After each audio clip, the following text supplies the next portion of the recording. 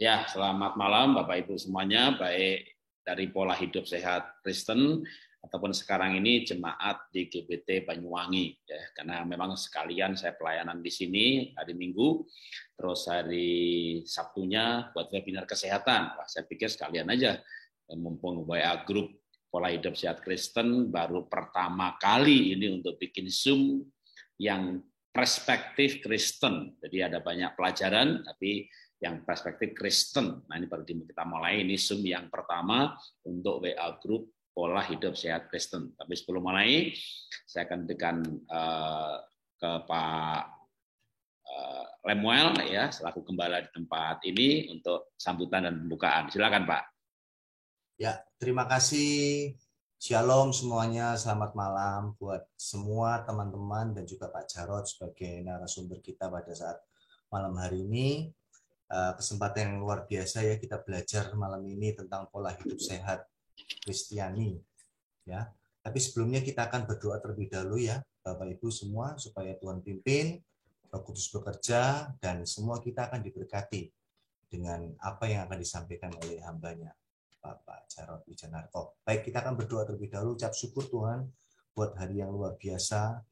Ini bukan kebetulan, tapi ini semua dalam rangka dari rencana dan keagungan daripada Engkau sendiri Tuhan. Kami akan belajar pada malam hari ini tentang bagaimana kami memiliki tubuh yang sehat, pola hidup yang sehat Tuhan. Urapi hamba-Mu Pak Jarod Tuhan, dan juga kepada setiap kami yang mendengarkan pada saat malam hari, meskipun lewat online, lewat Zoom meeting, tapi kami yakin dan percaya Engkau ada di tengah-tengah kami pada saat malam hari ini. Beracaralah dari awal, pertengahan, sampai akhirnya. Hanya nama-Mu saja dipermuliakan, biarlah kami memiliki paradigma yang baru, sudut pandang yang baru untuk memiliki tubuh yang sehat, dan tubuh kami akan kami pergunakan untuk mempermuliakan nama-Mu saja. Yang mengucap syukur pada Engkau, kami serahkan pertemuan Zoom meeting pada saat malam hari ini ke dalam tangan-Mu. Di dalam nama Tuhan Yesus Kristus kami berdoa dan bersyukur. Haleluya. Amin. Amin, amin. Ya, terima kasih Pak Lemuel untuk sambutannya dan juga doanya. Kita akan mulai pelajaran kita mengenai kesehatan. Jadi saya akan mengajarkan bagaimana kita sehat secara tubuh tapi juga roh ya. Sebentar, mohon maaf biar nggak bunyi ting tak gitu ya. Tapi saya matiin dulu WA saya aja ya. Jadi malam hari ini kita pola pikirnya adalah bagaimana tubuh ini sehat, ya, menurut Alkitab. Karena memang saya berikan judul itu kesehatan berdasarkan perspektif Kristen atau kata Alkitab. Jadi bagaimana tubuh ini sehat, tapi juga sekaligus bagaimana roh kita itu sehat. Jadi sekalian ya. Lalu kita ada tanya jawab. Ya, ini sesi pertama atau sesi pembukaan dan akan nggak tahu ya. Nanti selesainya itu berapa ratus sesi. Karena belajar pola hidup itu seumur hidup.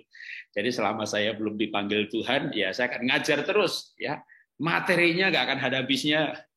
Kayak misalnya Pak, ini modulnya ini bakal selesai berapa tahun gitu ya? Kayaknya 10 tahun ke depan juga belum selesai. Namanya kan pola hidup ya. Pola hidup itu ya pola makan, pola tidur, pola pikir, semuanya ada dalam ketika kita bicara pola hidup ya. Nah, oke, saya akan share screen lalu kita supaya lebih gampang terlihat sistematikanya ya. Nah, berbicara pola hidup sehat secara Kristen ya sehat roh, jiwa dan tubuh. Ya, ini jiwanya nggak ketik, roh, jiwa dan tubuh. Kenapa? Karena kalau Alkitab itu dengan jelas mengatakan dalam kitab Tesalonika itu kan supaya menjelang datangnya Tuhan di akhir zaman nanti supaya roh, jiwa dan tubuhmu sempurna. Jadi Alkitab dengan jelas mengajarkan trikotomi mengenai roh, jiwa dan tubuh. Nah, secara sekilas yang pasti roh itu sehat ya kalau kita lahir baru. Karena Efesus 1:13 berkata kalau kita lahir baru maka roh kita dimeteraikan dengan Roh Kudus. Dan meterainya di mana? Ya kalau Roma 8 kan berkata roh itu bersaksi bersama dengan roh kita. Maka roh ini menjadi sehat waktu kita lahir baru, menerima Yesus sebagai Tuhan dan Juru Selamat pribadi. Atau kalau Efesus 1:13 berkata barang siapa menerima firman, menerima kebenaran, maka dimeteraikan dengan Roh Kudus. Nah, roh yang sehat ini indikatornya apa? Buktinya apa? Ya kalau menghasilkan buah-buah Roh Kudus. Tapi roh yang sehat ini, roh ini kan dibungkus sama jiwa. Jiwa itu apa sih? Pikiran, perasaan, kehendak. Maka bicara kesehatan, ya tentu kita akan bicara perasaan yang sehat, pikiran, kehendak, yang besok minggu 2 kali sesi saya akan bahas mengenai kesehatan mental atau jiwa. Ya sekarang lebih banyak kesehatan mental, gitu ya. Kalau dulu kalau jiwa nggak sehat berarti sakit jiwa dong. Kayaknya kesehatan mental lebih keren gitu ya. Ya tentunya itu mental di situ. Lalu tubuh kita yang jelas dari roh mempengaruhi jiwa, mempengaruhi tubuh. Nah, sebentar ya. Waktu kita SMP SMA, kita ada peribahasa kan, mens sana in corpore sano. Wah, dalam tubuh yang sehat terdapat jiwa yang sehat. Menurut saya kebalik. Ya, saya tidak setuju dengan peribahasa itu. Justru dalam jiwa yang sehat nanti tubuhnya sehat.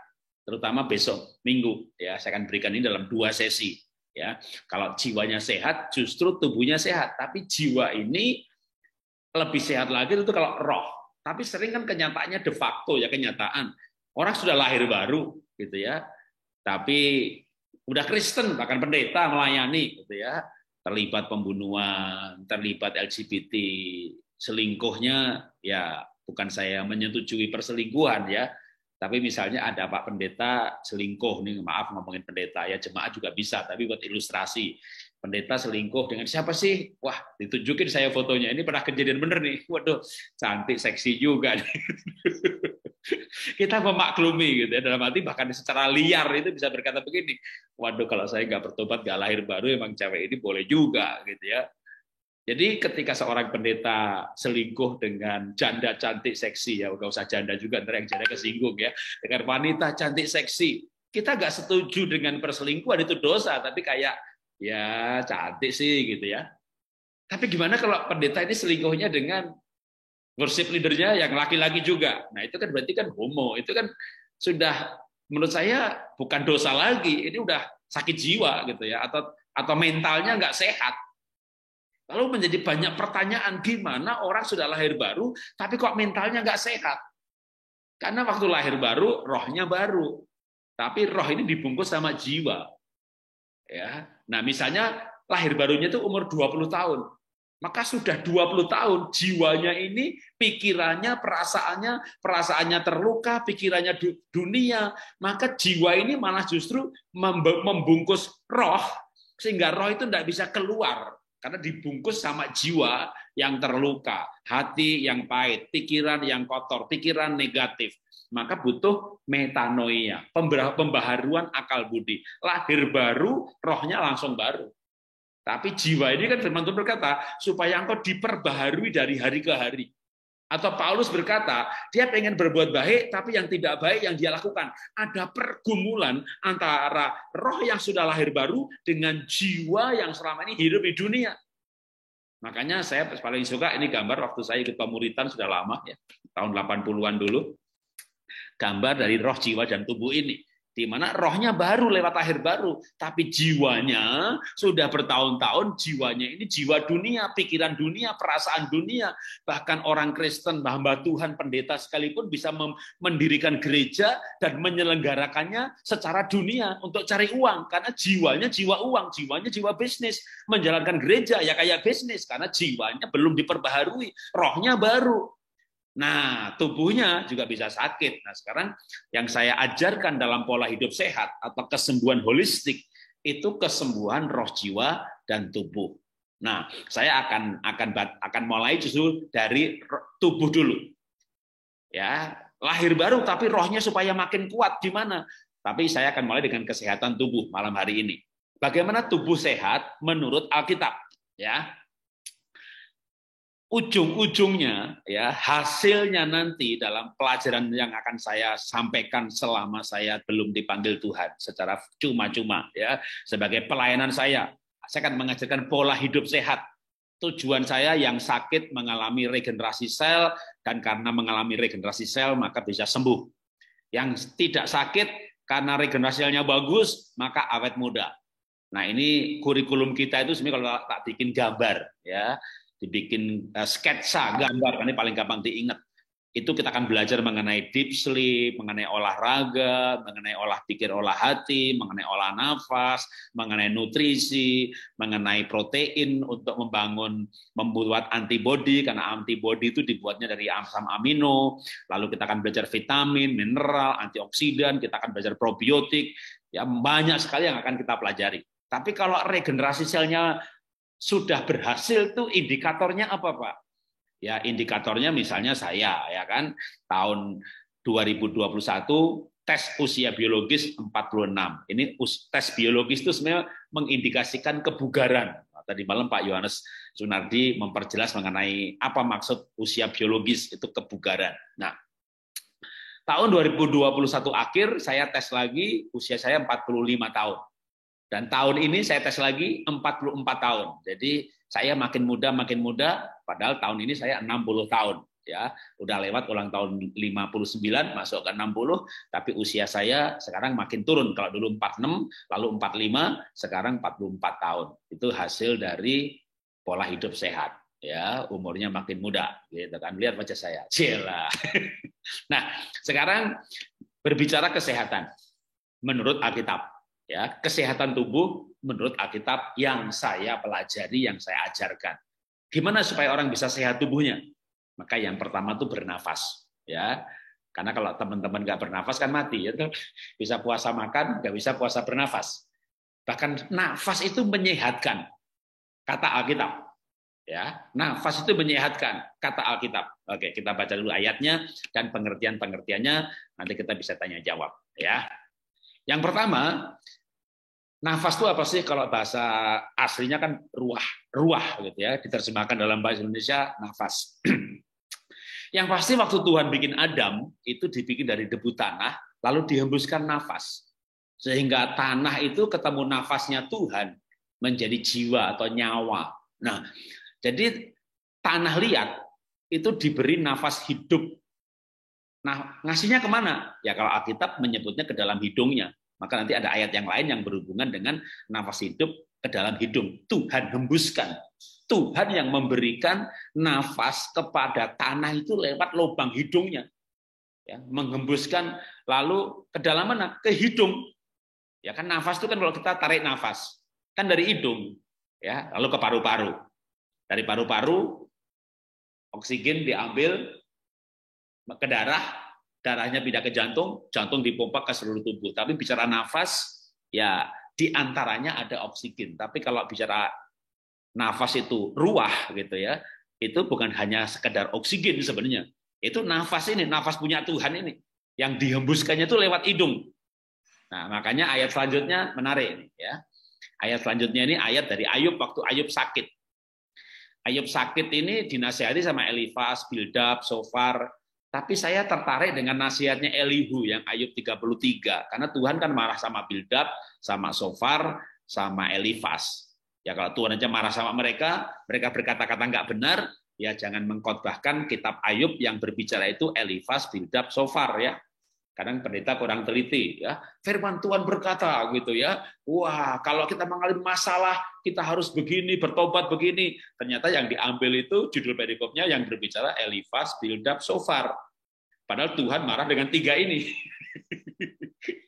Yang Tuhan katakan pendapatnya salah. Jadi kalau judul perikopnya tiga ini bicara, itu sebagai contoh teologia yang salah gitu ya.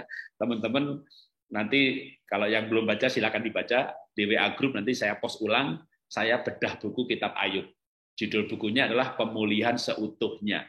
Jadi apa kesalahan Elifas, Bildad dan Sofar sampai Tuhan itu marah dengan mereka? Itu saya kupas gitu ya. Tapi Tuhan tidak marah dengan Elihu. Dan Elihu berkata, nafas yang maha kuasa itu menghidupkan atau menyehatkan. Kan Ayub sedang sakit ya. Nah, kita baca kitab Ayub tentang nafas. Kan nyambung dengan kitab Kejadian tadi. Ayub 27 ayat 3. Selama nafasku masih ada padaku dan roh Allah masih di dalam lubang hidungku.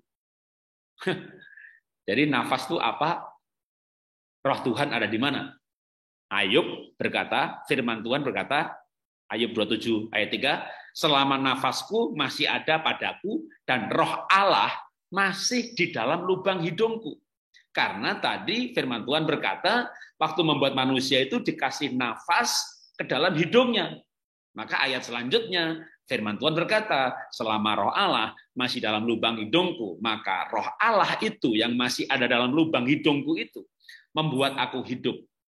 Membuat aku hidup. Ya, kalau ditarik nafasnya, maka matilah kita. Jadi nafas itu menghidupkan, nafas itu menyembuhkan. Mungkin saya bahas sedikit soal roh Allah dalam lubang hidungku. Nah, ini kalau yang teologis bisa jadi bahan pembicaraan ya. Jadi Tuhan itu di mana? Ya Tuhan itu di sorga. Sorga itu di mana? Di Mars, di Venus, di angkasa luar, yang hampa udara ada Tuhan nggak? Nah kalau bicara roh, tapi bukan roh Tuhan dulu ya, roh jahat dulu. Kita melawan roh-roh jahat di udara. Jadi di ini sekitar saya ini ada roh jahat juga. Kita ngomongin dia dengar nih. Nah kalau Tuhan, ya sahabat juga. Menurut saya Tuhan ada di alam semesta ini. Nah, saya mau menghubungkan antara Tuhan, keberadaan Tuhan dengan olah nafas. Kenapa? Karena ada pelajaran-pelajaran olah nafas yang menurut saya secara sudut pandang Kristen atau saya sebagai hamba Tuhan itu salah. Misalnya ya, yang pernah saya post di WA grup keluarga bahagia ataupun yang Kristen mengenai Reiki. Reiki itu adalah kesembuhan lewat olah nafas, tapi konsepnya adalah dari energi alam semesta. Tutup mata, buka tangan, mari kita hisap energi dari alam semesta. Karena Tuhan itu energi. Nah ini hati-hati. Jadi memang olah nafas itu alirannya banyak banget. Tuhan itu energi. Kalau bagi saya bukan. Bagi saya Tuhan itu pribadi. Yang pada waktu Musa tanya, kalau bangsa Israel bertanya tentang namamu, lalu aku bilang siapa? YHWH, Yahweh, Yehovah. Lalu ketika pada mulanya firman itu bersama dengan Elohim. Dan firman itu adalah Elohim sendiri. Lalu Elohim, Tuhan itu menjadi manusia. Maka Tuhan kirim malaikatnya. Kalau itu lahir, beri nama dia Yeshua HaMashiach. Dalam lidah bahasa Indonesia, Tuhan Yesus Kristus. Jadi nama Tuhan itu ya Tuhan Yesus Kristus. Itu pribadi. Dalam pribadi Tuhan, baik Tuhan Yesus ataupun Bapa yang pada perjanjian lama disebut Yahweh, Yehovah, itu punya kuasa. Tapi kuasa itu bukan Tuhan. Tuhan punya kuasa, punya energi. Memang ada pelajaran bahwa hukum kekekalan energi, ya kan? Lalu Tuhan itu kan kekal. Jadi Tuhan itu energi. Yang menurut saya salah. Tuhan ada kuasanya, tapi kuasa bukan Tuhan. Ada lagi, saya pernah sejak aktif di olah nafas ini ada yang japri saya, Pak, saya pikir Bapak mengerti maksud saya bahwa saya pernah ketemu Tuhan. Waduh, Tuhan itu api, Pak. Menurut saya juga bukan. Memang waktu Musa ketemu Tuhan dalam bentuk api, tapi api itu bukan Tuhan. Waktu Elia ke gunung, ya ada badai, tapi Tuhan tidak dalam badai. Tuhan memang menampakkan diri dalam api. Memang ada ayatnya, api Tuhan itu menghanguskan, menghakimi orang yang berdosa, tapi api Tuhan juga menguduskan. Tapi api bukan Tuhan. Tuhan itu ya pribadi. Kayak saya punya lukisan saya bukan saya Jarot. Ya ini pribadi saya. Saya punya pemikiran, tapi pemikiran bukan saya. Itu pemikiran saya, tapi saya ya saya pribadi saya. Jadi Tuhan bukan api. Ada lagi olah nafas, ya kan? Kita akan mengambil energi kehidupan dari cahaya kehidupan. Tuhan itu cahaya, bukan. Tuhan Yesus berkata kalau dia itu jalan dan kehidupan. Tapi jalan bukan Tuhan. Tuhan itu ya pribadinya. Kalau kita menjadi anak Tuhan, kita disebut anak-anak terang dan menerangi dunia. Tapi terang bukan Tuhan. Kalau Tuhan itu cahaya atau terang, nah Lucifer juga terang. Ya, jadi kalau mencari kesembuhan dari energi alam semesta ini, bisa-bisa ketemu dengan Lucifer malah. Makanya saya juga sadar betul adanya banyak aliran olah nafas, sehingga kita harus hati-hati. Maka yang paling aman orang itu lahir baru dulu. Kalau orang lahir baru dalam roh kita ada Roh Kudus yang lebih besar daripada dunia ini Dan kalau kita orang yang lahir baru, tadi ada lagu yang saya putar, tapi saya nggak rekam ya. Sebelum kita mulai rekam, tak putar lagu bahwa you are so good ya, bahwa setiap nafasku memuliakanmu. Nah, kalau kita lahir baru, nafas kita memuliakan Tuhan, dan waktu kita bernafas, kita berhubungan dengan Tuhan sang pemberi nafas. Maka ayatnya menjadi klop. Ayat yang mana? Yang tadi kita baca ya. Kalau kita orang yang lahir baru, di mana roh kita ada Roh Kudus, melalui kelahiran baru roh kita hidup kembali bisa berhubungan dengan Tuhan, maka kita bisa berkata seperti Alkitab berkata bahwa selama roh Allah masih dalam lubang hidungku, kita mengambil nafas, nafas itu punya Tuhan. Tuhan ambil nafas kita mati. Karena nafas itu punya Tuhan, maka nafas itu menghidupkan. Dan nafas itu bahkan menyehatkan. Tapi dasar iman kita adalah nafas itu punya Tuhan. Nah, baru secara teknik, nafas itu menyembuhkan, tentu kita bisa pelajari sebagai halnya begini. Misalnya ada ayat, ya kan? Hati gembira obat yang manjur. Tapi secara teknik, kita bisa belajar neuroscience, bisa belajar hormon, misalnya ke dokter Tan Sutien, ya, yang mengajarkan bahwa kalau orang gembira itu produksi hormon endorfin. Hormon endorfin ini meningkatkan sistem imun. Sebaliknya, misalnya kalau yang COVID ini terkenal kan sitokin. Orang ketakutan, badai sitokin. Sitokin menekan sistem imun. Nah, soal hormon-hormon ini, maksud saya pelajaran teknis yang menjelaskan ayat hati gembira obat yang manjur. Nah, sekarang pelajaran teknis yang mana yang bisa menjelaskan bahwa nafas itu menyehatkan? Maka saya menjelajahi pelajaran perolah nafasan. Yang saya tertarik dengan dua, Wim Hof dan John Kabat-Zinn. Tapi dasarnya adalah kita percaya nafas itu punya Tuhan. Dan Tuhan yang kita kenal ada namanya, Tuhan Yesus Kristus. Yang ada sebelum Abraham ada. Bahkan waktu Tuhan berfirman, baiklah kita menjadikan manusia rupa dari gambar kita. Menurut saya Tuhan Yesus sudah ada di sana. Tapi selama ini namanya disembunyikan. Bahkan Musa bertanya pun, dia jawab, aku adalah aku. Tapi waktu firman itu menjadi manusia, dia memakai namanya sendiri, yaitu Tuhan Yesus Kristus. Nah, dengan kesadaran inilah kita berani berolah nafas dan mencari ilmu-ilmu teknis ya tentang nafas. Bahkan kalau Wim Hof itu namanya breathing technique. Jadi memang olah nafas, bukan meditasi. Ya, kecuali John Kabat-Zinn, dia masih pakai istilah itu. Tapi ada pelajaran teknisnya yang menjelaskan bahwa nafas itu bikin sehat. Nah, nanti soal nafas bikin sehat, nanti saya jelaskan sampai 17 modul. Ya, yang tentu waktu menjelaskan itu, kita bisa gabung dengan pelajaran lintas agama. Saya akan berikan link-link rekamannya, workshop yang sudah ada. Kenapa? Dengan bernafas seperti ini, hemoglobin bisa naik. Kenapa? Dengan bernafas seperti ini, inflamasi bisa sembuh. Karena ada protein interleukin yang diproduksi. Itu persis sama kayak, kenapa ketawa sehat? Karena ada hormon endorfin. Kenapa olah nafas bisa sehat? Karena hipoksia meningkatkan interleukin. Nah, ini kan hal teknis yang memang ada artikelnya, bahkan ada ulasan dari pemenang Nobel yang namanya Greg David sama Sementa, ya itu nanti ada dalam pelajaran olah nafas. Tapi sekarang saya berikan perspektif Kristennya mengenai sehat itu dengan nafas. Gimana kita badan mau sehat? Ini kita bicara badan sehat, ya kan? Seperti Ayub badannya sakit, ya mau sehat gitu ya. Ya dia berkata selama roh Tuhan masih ada dalam lubang hidungku. Dan roh Tuhan yang dalam lubang hidungku itu membuat aku hidup selama aku bernafas. Ya, kita lanjutkan lagi. Makanya dalam Alkitab ada mengenai ilustrasi bangsa Israel yang sakit.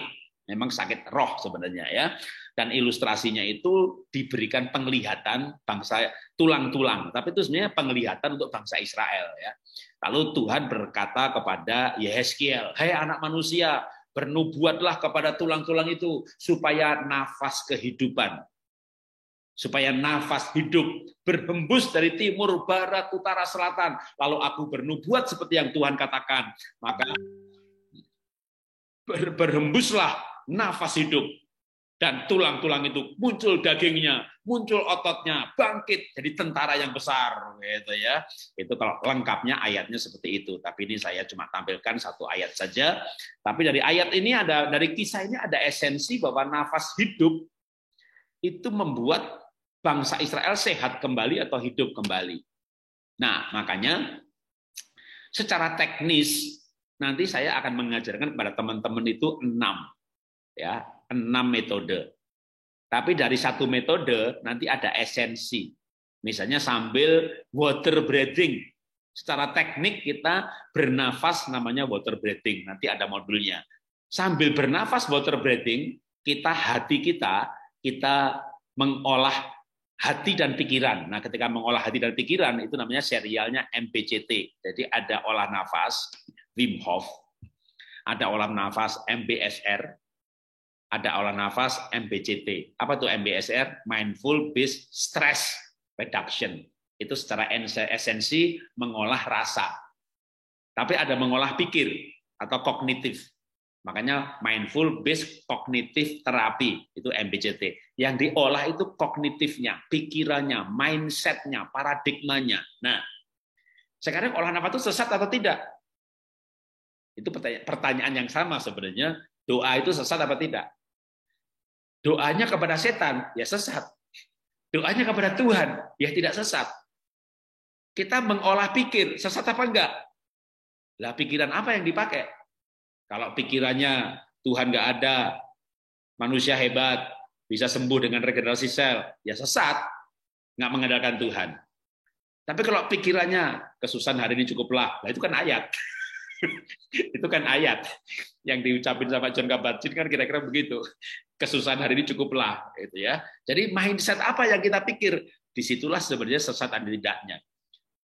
Orang berdoa sesat, tunggu dulu, doanya ke siapa? Kan gitu ya, saya ulangi lagi. Jadi dalam olah nafas ini memang menjadi sangat penting tuh siapa pengajarnya, karena tanpa sadar nanti dimasukkan. Kenapa saya bicara begini? Kan fenomena olah nafas ini termasuk unik ya, atau bukan unik tapi gini. Meditasi dan yoga ya, itu booming di Amerika, Eropa, Australia ya. Meditasi yoga booming di Eropa, Amerika, Australia. Negara-negara di mana LGBT kuat, bahkan 63%.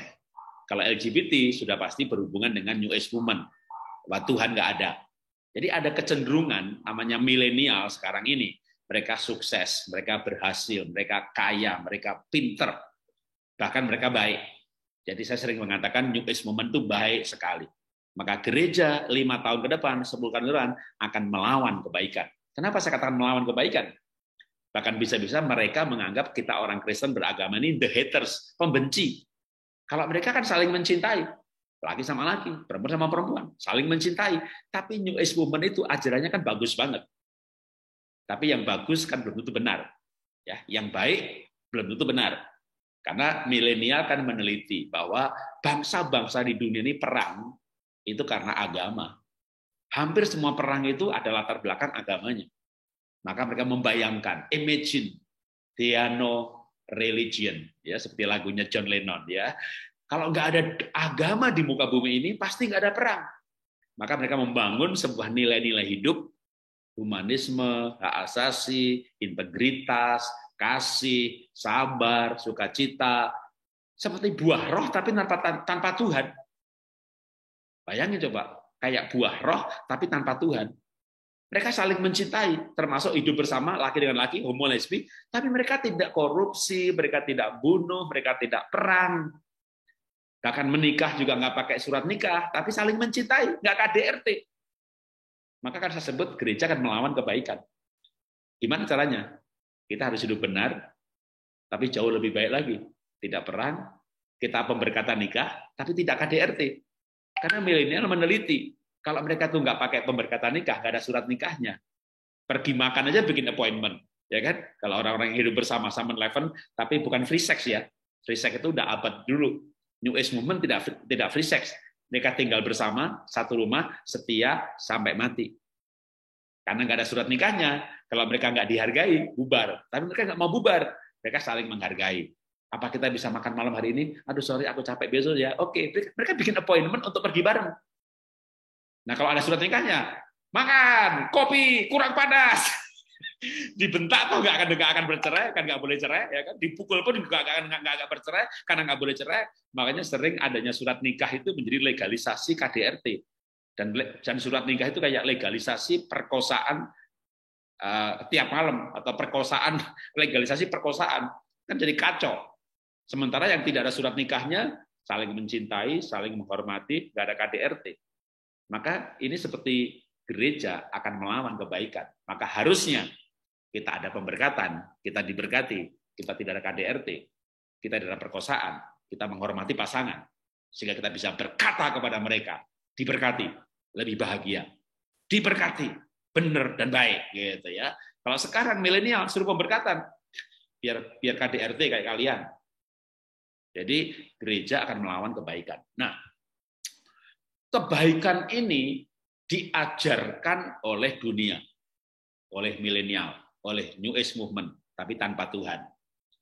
Ini analisa saya. Mohon maaf kepada yang LGBT, New Age Movement, gerakan-gerakan akhir zaman yang tidak sepaham dengan iman saya Kristen. Ya, menurut saya, analisa saya, New Age Movement itu sukses, tapi akhirnya jiwanya kosong karena tidak ada Tuhan.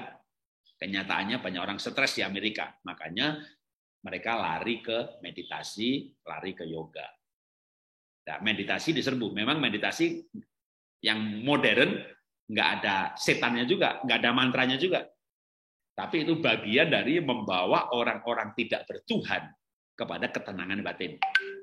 Lalu termasuk di Indonesia dan Asia, negara-negara beragama ini digandrungin. Itu sebenarnya kegelisahan saya beberapa tahun yang lalu. Sehingga saya akhirnya berpikir, saya akan masuk mengajarkan olah nafas, tapi yang Kristiani, yang bertuhan. Ya, yang bertuhan. Kalau enggak, nanti generasi muda kita diambil. Dan memang yang diajarkan itu baik, logis, masuk akal. Maka yang saya mau ajarkan adalah bahwa Alkitab pun berbicara mengenai nafas, itu menyembuhkan. Nafas itu menyehatkan. Mau sehat badan, ya bernafas. Karena nafas itu menyehatkan. Dengan jelas Alkitab berkata, ayat-ayat tadi kita baca, bahwa nafas itu punya Tuhan. Nah, cuma kita perlu mengolah, mengatur nafasnya nanti dengan metode-metode yang saya pelajari ini. Ya, nah, ini sebagai sekilas saja, nanti sumber-sumber ilmunya dari mana, gitu ya. Nah, sekarang kita lanjut ke sehat roh, ya. Jadi kalau mau sehat badan itu bernafas. Bagaimana kalau mau sehat roh? Atau apa nafasnya orang Kristen? Ya, Mazmur berkata bahwa nyanyian atau ucapan syukur itu adalah kehidupan. Doa nyanyian, doa ucapan syukur itu kehidupan. Saya nggak perlu panjang lebar di sini ya, karena memang kita semuanya orang Kristen tahu yang namanya nafasnya orang Kristen itu ya doa gitu ya. Tapi doa yang mana? Doa ucapan syukur, bukan doa minta ya, tapi doa ucapan syukur. Nah, saya nggak bahas panjang lebar soal doa ucapan syukur, doa yang membuat kita itu kuat, sehat. Kan ada orang yang doanya banyak, tapi kok nggak sehat mental ya, nggak sehat roh juga, jatuh selingkuh, jatuh pornografi, jatuh kenajisan, onani, masturbasi, makan uang gereja, hidup hedon, karena mungkin doanya memang minta duit, lalu dipakai buat hidup hedon. Doa ucapan syukur, bahkan kalau saya mau batasi soal kesehatan aja, Anda sakit apa? Kanker, pankreas, atau kayak saya diabetes. Maka doanya bukan Tuhan sembuhkan saya, jangan. Ya, Tuhan terima kasih, Tuhan bisa mampu sembuhkan saya. Oleh bilur-bilur-Mu Tuhan aku sembuh. Tuhan terima kasih buat mekanisme regenerasi sel yang luar biasa, sehingga Tuhan melalui mekanisme yang Tuhan ciptakan ini saya bisa sembuh. Terima kasih Tuhan, saya sembuh. Itu namanya doa ucapan syukur. Nah, itu yang bikin sehat. Ya, apalagi doa yang bikin gak sehat itu apa? Doanya pekerjaan, karena memang digaji sebagai pendoa. Kalau berdoa ya stres, orang berangkat kerja, bukan doa relasi dengan Tuhan. Oke, kita lanjutkan lagi. Apa yang kita bikin badan sehat? Nomor 1, nafas. Sama juga yang bikin rohnya sehat, ya doa, karena doa itu nafasnya orang percaya. Yang kedua, Gimana supaya kita sehat? Ya makan. Ya, Socrates kan berkata bahwa makanan yang tepat itu obat. Socrates juga berkata makanan itu obat, jangan obat jadi makanan. Nah, kalau Alkitab, kalau kita bicara kesehatan perspektif Kristen, ya Alkitab juga mengajarkan mengenai kesehatan dari makanan. Mungkin datanya dulu ya, kenapa saya berpikir demikian? Kan di Taman Eden nggak ada penyakit. Ya itu kan bukan faktor makanan, Pak. Faktor mereka hidup tidak dalam dosa. Oke, keluar dari Taman Eden dah.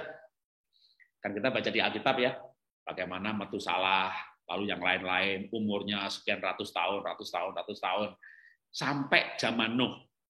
Setelah zaman Nuh itu, umur manusia 120 tahun.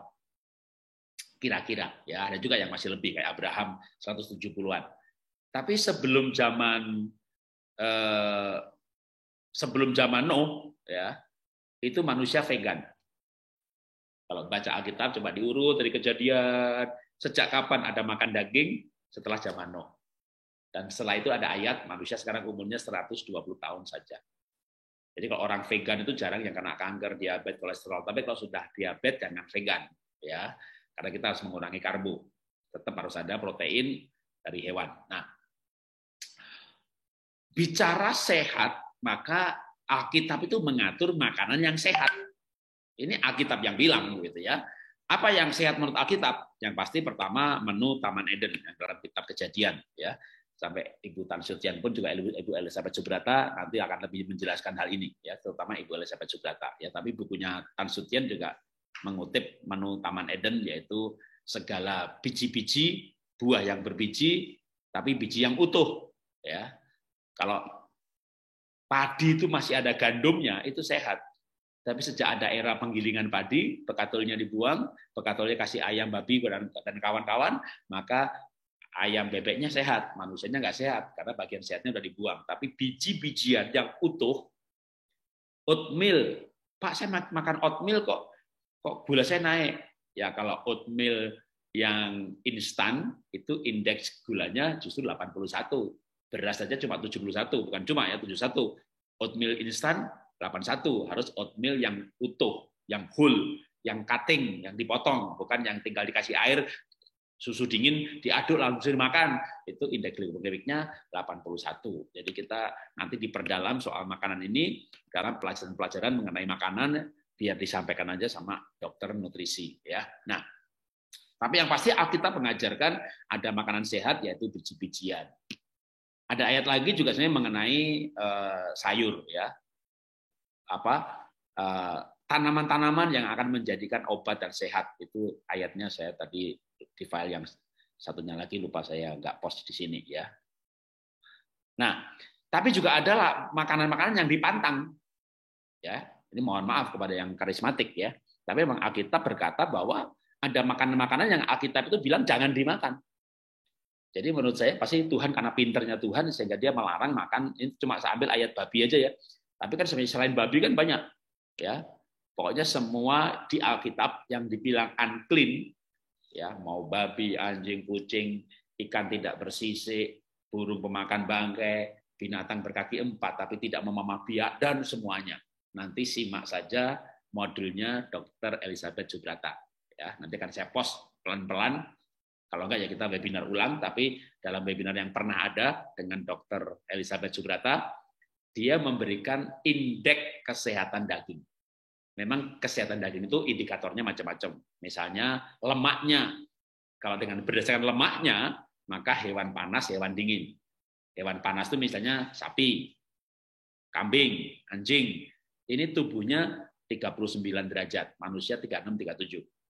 Hewan yang panas tentu lemaknya mudah membeku, suhu di bawahnya. Jadi kalau lemaknya itu dari kambing misalnya, kan dia 37, 38, 39. Lemaknya kita makan, kita 36. Maka dalam tubuh kita lemaknya membeku. Minyak ikan hidup di bawah air 1000 meter, ikan tuna, ikan salmon. Itu 1000 meter di bawah permukaan laut, itu bisa 0 derajat. Itu minyaknya kita masukin kulkas aja nggak beku. Apalagi tubuh kita 36, nggak mungkin beku, nggak bikin stroke. Nah, itu kalau bicara hewan panas, hewan dingin. Tapi bicara daging, ada indikator lagi, bukan panas dingin, tapi jumlah dan jenis mikroba. mikroba patogen. Dan mikroba patogen itu ada yang termofilik. Termofilik itu direbus nggak mati. Nah, berdasarkan mikroba dalam daging, maka yang sehat itu kalau nilainya itu di bawah 50. Nanti tak kasih aja linknya ya, webinar dari Dr. Elizabeth Subrata. Mengenai binatang-binatang haram, itu angkanya di atas 60 semuanya dari skala kesehatan daging, termasuk ikan, berdasarkan mikrobanya. Semua yang haram itu nilainya tidak sehat. Dan itu bukan penelitian Kristen, tapi penelitian ilmiah. Ya, itu nanti detailnya di seminarnya Ibu Elizabeth Subrata. Tapi yang saya mau katakan bahwa kalau mau sehat, ya mesti makannya sehat. Kita bicara sehat daging ya, sehat badan ya, nggak bicara surga neraka ya. Ya, tapi ya saya singgung sedikit nanti soal surga neraka. Tapi biar clear juga ya. Nanti kalau ada perbedaan pendapat ya kita tanya jawab ya kan. Tapi ini saya mau sampaikan dulu, kita bicara mau sehat badan itu ya makan ya. Makan apa? Ya makan yang sehat. Nah, makan yang sehat itu Alkitab sudah atur ya. Ayatnya ada ratusan tapi tak ambil satu saja. Ya sekali lagi ini ada babi hutan ya, dikatakan haram. Nah, menariknya begini. Jadi tunggu sebentar ya.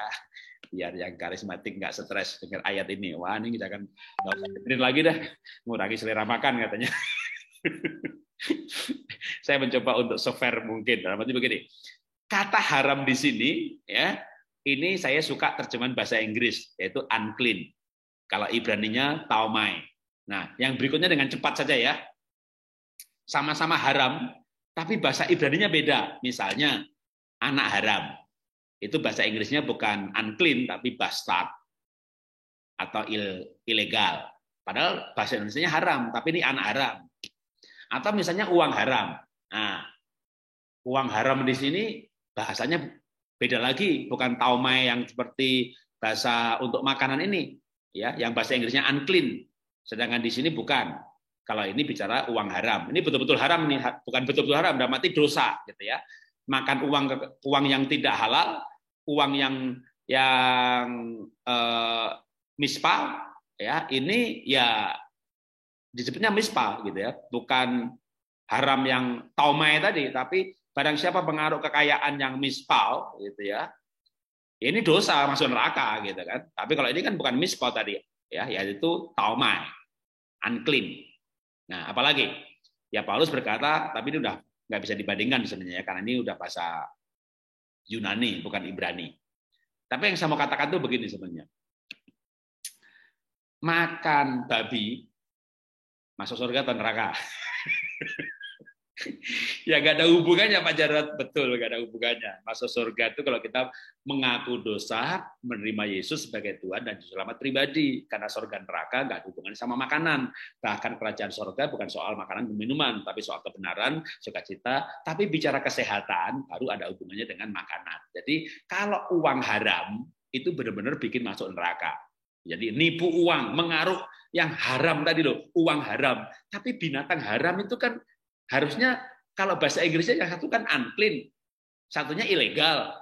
Nah, kalau yang unclean itu harusnya babi adalah binatang tidak bersih, bukan binatang haram. Jadi terjemahannya harusnya memang bukan haram, tidak bersih. Nah, kalau tidak bersih, ya berarti bukan dosa dan tidak dosa. Ya, maka bagi saya makan babi masuk surga, cuma makan babi tidak sehat gitu loh. Ya, jadi bukan haram dan tidak haram, tapi tidak sehat. Pasti ada yang bantah nih, Pak. Orang Tiongkok makan babi sehat-sehat. Nah, karena konsepnya adalah yang Alkitab ajarkan, babi itu unclean. Tentu sehat kalau bisa makan cleanernya. Nah, cleanernya apa? Baik clean, bukan. Karena babi itu unclean, cleanernya misalnya nanas, ya kan, bawang putih. Kalau Korea, cleanernya itu kayak kemangi yang gede-gede, ya banyak makan daging tapi sehat. Kan begitu masuk restoran Korea dikasih itu sayur-sayurannya. Dan orang Korea itu kalau makan tuh ya sayurannya itu dimakan, dagingnya di situ dibungkus pakai sayurannya dimakan gitu ya. Makanya kalau rawon ada seledrinya, ada toge mentahnya, itu cleanernya semuanya. Yang namanya jahe, singkatnya adalah rempah-rempah dan itu antioksidan. Ya, itu adalah cleanernya, pembersihnya yang tidak bersih tadi. Ada di jahe merah, ada di paprika hitam, ya, lada hitam, ada di gula aren asal yang bagus. ada di santan kelapa asal tidak dipanasi, ada di jahe dan seterusnya. Nanti biar Dr. Elizabeth Subrata yang menjelaskan, atau dalam jadwal berikutnya kita akan panggil juga Ibu Prapti Utami. Itu mendalami dokter khusus mengenai rempah-rempah. Saya akan panggil juga Dokter Sasa, ya dia dokter tapi mendalami mengenai herbal. Tapi itu adalah termasuk cleaner, ya. Nah, kalau orang Indonesia ada yang pergi ke restoran Korea, all you can eat gitu ya. Sayurnya kagak dimakan, ke Jepang wasabinya nggak dimakan, ke restoran Cina bawang putihnya kagak dimakan, yang dimakan dagingnya semuanya. Matilah kau. Kenapa? Makan kotoran semuanya, yang kotor-kotor. Jadi saya setuju, ini bukan soal haram dan halal. Ya, terjemahan kalau bahasa Inggris King James, paling enggak kita patokan King James, itu unclean dan clean. Jadi kalau makan yang unclean, silakan makan cleanernya, kira-kira begitu ya. Jadi kalau kita mau sehat, ya mari makan yang sehat. Makan yang bersih dan sehat. Oke, bicara soal makanan bersih, nanti ada banyak yang sudah diseminarkan ya di WA Group Pola Hidup Sehat Kristen. Saya pernah post, tapi akan saya post ulang-ulang lagi nanti pelajaran yang sudah pernah, dan termasuk hampir 2 minggu sekali kita akan ada webinar lagi membahas soal ya makanan aja. Dengan siapa? Tim dari Pola Hidup Sehat ini. Ada Pak Waworuntu, Elizabeth Subrata, Pak Rian Dita Said, Ibu Mira Lengkong soal KFLS, Dr. Ira Singgar, itu dosen mikrobiologi di Western University Amerika, Dr. Sasa mendalami herbalis, Dr. Prapti Utami itu rempah-rempah, Pak Frederick Waworuntu itu doktornya dalam mikrobiologi nutrisi, biomolekuler nutrisi, Dr. Elizabeth Subrata juga mengambil doktornya dalam bidang makanan, jadi saya percaya kita akan dilengkapi secara teknis ya soal makan yang sehat ya. Jadi saya nggak panjang lebar di sini. Berikutnya lagi. Nah, supaya tubuh sehat ya kita makan yang sehat. Nah, kalau supaya rohnya sehat ya Amos 8 ayat 11 berkata Tuhan akan mengirimkan kelaparan, bukan kelaparan makanan tapi kelaparan firman.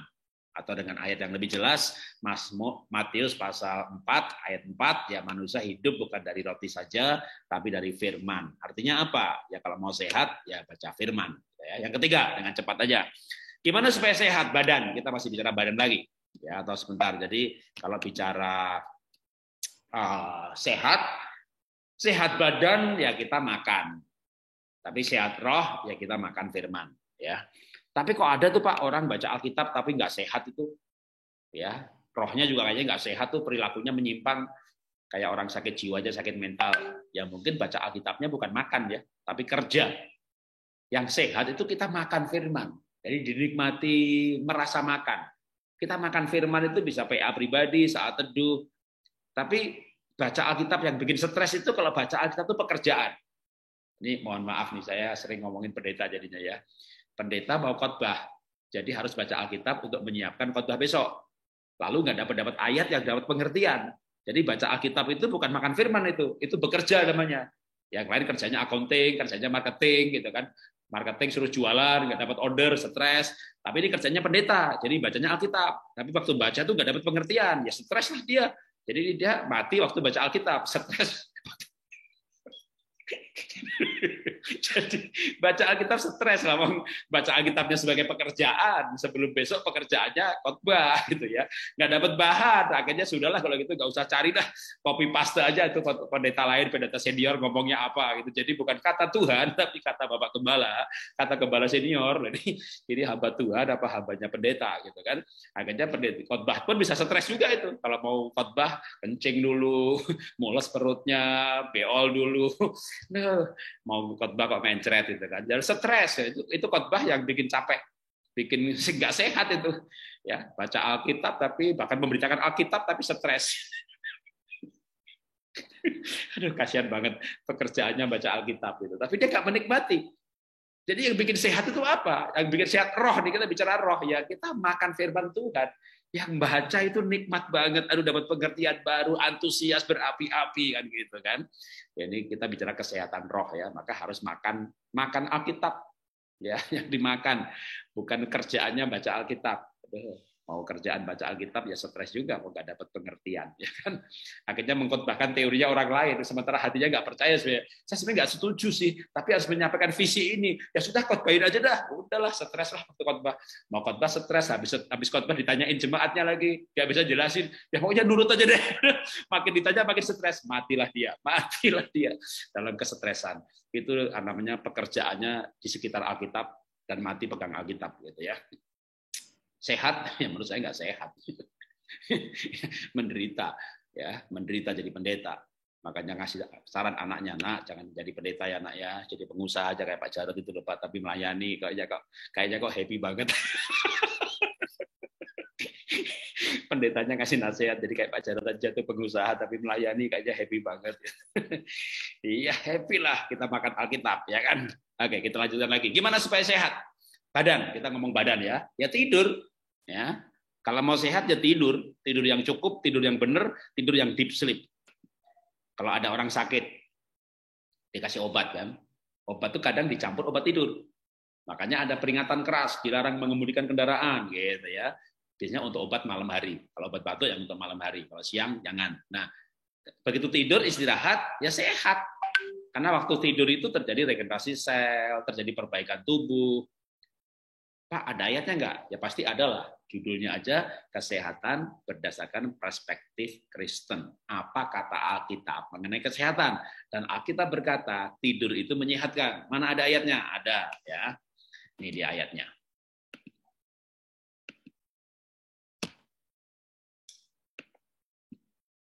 Mazmur 41 ayat 3. Tuhan membantu dia di ranjangnya waktu sakit. Di tempat tidurnya kau pulihkannya sama sekali dari tidurnya. Jadi tidur itu menyehatkan, ya. Makanya dalam kitab Amsal panjang banget ya. Saya baca aja yang bagian terakhir. Jika engkau berbaring, engkau tidak akan terkejut, tetapi engkau akan berbaring dan tidur nyenyak. Nah, dalam tidur nyenyak ini ada kepandaian, ada umur panjang. Nah, umur panjang kan sehat, ya kan? Ada umur panjang dengan tidur nyenyak. Nah, apa itu tidur nyenyak? Ya namanya deep sleep. Nanti ada dua modul khusus bicara deep sleep. Ya, 2 modul plus tanya jawab. Tapi sekarang saya jelaskan deep sleep yang gampangnya dulu. Pak, apa tanda-tandanya, Pak? Indikatornya bahwa saya itu tidurnya benar. Indikatornya, ciri-cirinya bangun tidur itu seger banget. Aduh, seger. Nah, itu tidurnya orang sehat dan tidur yang sehat, bangun tidur itu seger. Pak, saya bangun tidur kok badan saya tuh pegel semua ya, Pak ya. Lah Anda tuh tidur tadi malam atau kerja bakti? Saya tidur sih Pak, tapi ngimpi dikejar anjing Pak. Tidur tapi ngimpi dikejar anjing, bangun-bangun pegel semuanya Pak. Saya ngimpi dikejar maling Pak. Saya ngimpi dikejar setan Pak. Saya bangun tidur sesek Pak. Kadang ngimpi dicekek setan Pak. Aduh tidur aja susah, gimana bangunnya? Tidur aja susah. Nah, kok nggak ngimpinya itu ngusir setan gitu loh ya? Kok nggak ngimpinya itu nangkep maling? Kok nggak ngimpinya itu jalan-jalan sama anjing dan menyayangi anjing? Ngimpinya dikejar anjing, ngimpinya dikejar setan, bukan ngusir setan. Ngimpinya, saya ngimpi makan sih Pak. Wah menunya itu enak sekali, baunya wangi Pak. Pas mau tak makan Pak, jatuh. Ngimpinya susah semuanya. Saya ngimpi ke Israel Pak, sampai di Jakarta di Cengkareng ketinggalan pesawat Pak. Begitu bangun, untung baru mimpi. Ya elah, tapi namanya mimpi kok susah. Hidup sekali susah banget sih. Ngimpi aja susah, gimana bangunnya gitu ya.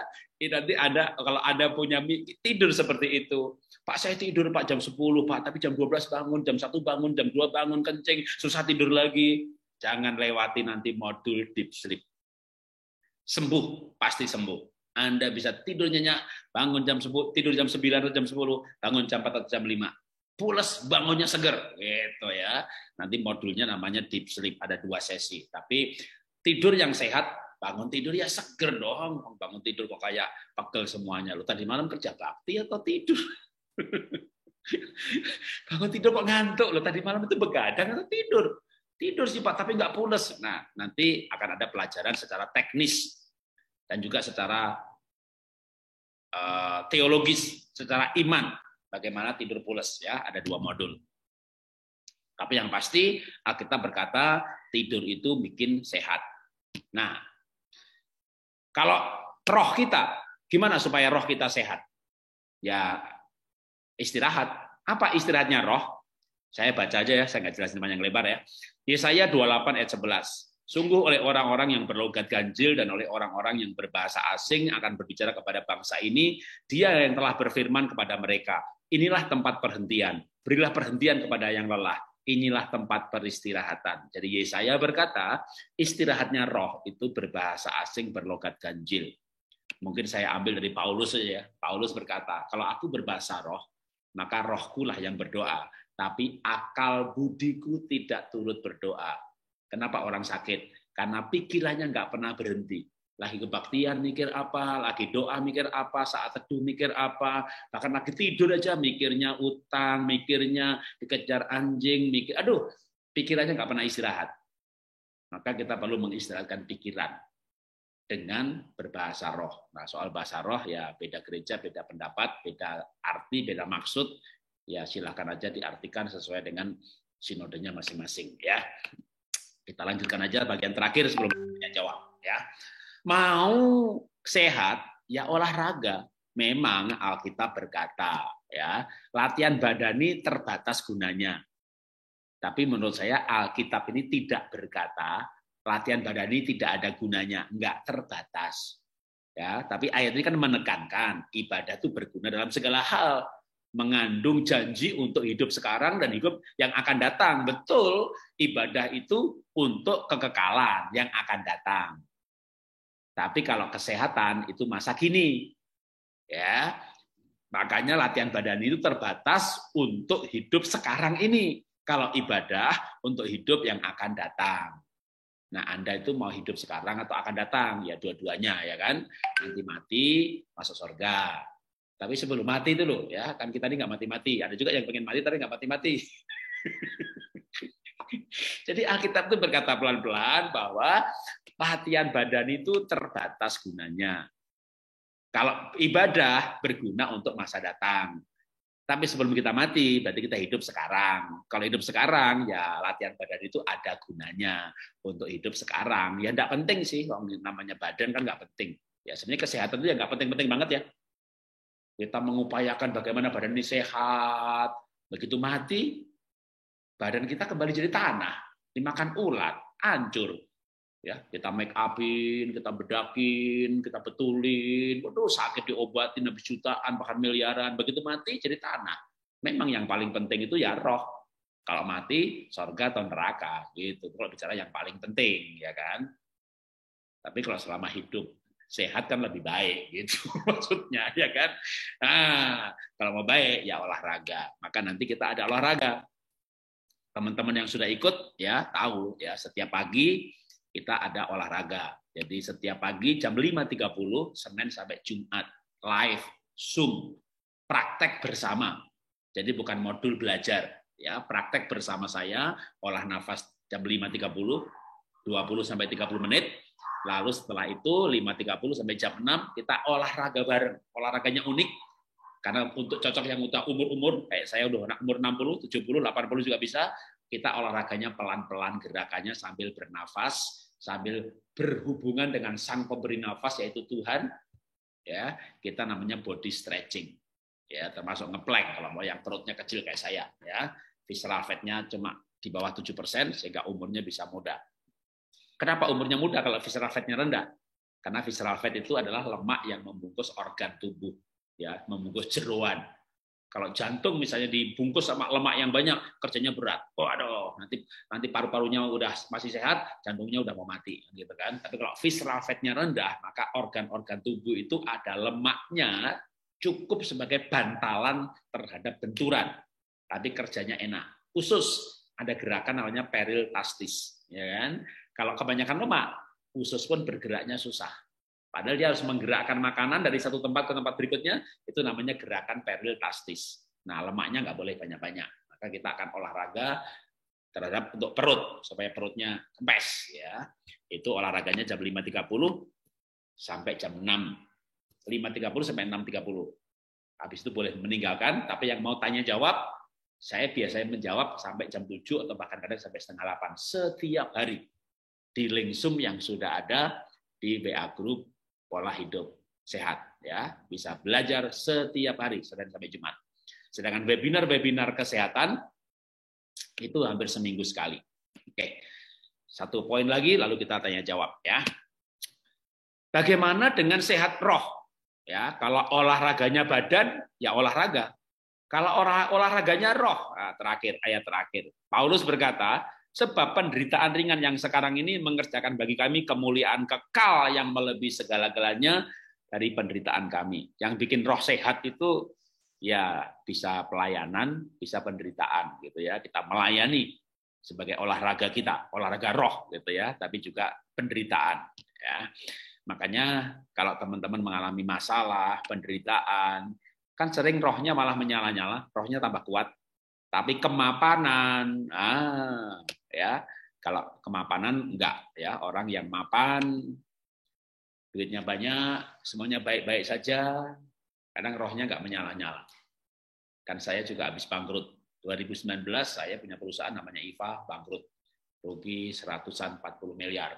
2021 pilot rugi lagi 100 miliar lebih, totalnya 240 miliar. Habis bangkrut sekolahnya sepi kena COVID. Anak sakit lagi Delta, sesak nafas 3 minggu karena dia belum divaksin. Waduh, banyak masalah. Wih, roh saya malah jadi berkobar-kobar. Ya, kadang-kadang kita waktu mengalami ya susah ya. Tapi begitu sekarang mengenang lagi gitu, ya kadang waktu mapan itu ya kita keenakan lalu rohnya nggak berkobar-kobar. Bisa juga ketika orang diberkati rohnya berkobar-kobar, ada juga ya. Tapi penderitaan juga termasuk ya mengobarkan roh. Ya, berkorban juga bisa, melayani juga bisa, penyembahan juga bisa ya. Jadi banyak cara untuk membuat roh itu sehat ya. Tapi olahraganya roh ya pelayanan, korban atau penderitaan. Oke. Dari saya cukup dan kita akan masuk di sesi tanya jawab ya. Sebentar saya lihat. Oke, tunggu sebentar, masih ada pengumuman sedikit. Saya stop sebentar sebelum kita tanya jawab ya. Penjelajahan materi ya. Jadi saya nggak usah atau mungkin saya olahraganya roh ya penderitaan. Nah, bagaimana dengan kesehatan jiwa mental? Kalau tadi untuk kesehatan secara nutrisi, ada banyak dokter yang memang sudah bergabung di pola hidup sehat. Jadi sebelum ada pola hidup sehat Kristen, sudah ada pola hidup sehat 72 WA Group, dan beliau-beliau inilah yang menjadi pembicara membimbing kita. Nah, tapi khusus WA Group pola hidup sehat Kristen, ya, kita ada tambahan pembimbing untuk berbicara mengenai kesehatan mental, yaitu Dr. Anggiat Gultom, ya, magister psikologi, itu dosen teologi di IKB, ada di WA Group pola hidup Kristen. Ibu Herianti Satyadi, PhD, dosen psikologi, dan juga pendiri dari I Love My Psychologist, dan Pak Pendeta Dr. Dwijo yang tidak di WA Group, tapi beliau bersedia untuk sekali-sekali nanti berbicara mengenai kesehatan mental. Ya.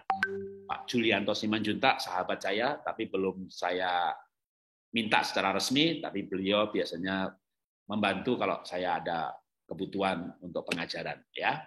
Nah, tujuannya adalah semua itu supaya roh jiwa tubuh kita menjadi sehat dengan aneka modul yang ada.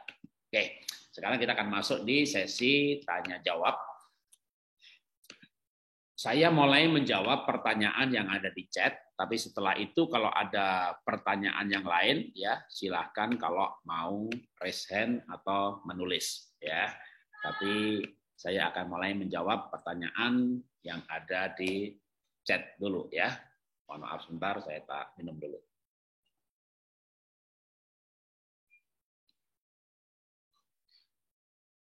Oke, saya akan menjawab pertanyaan yang ada di chat ya.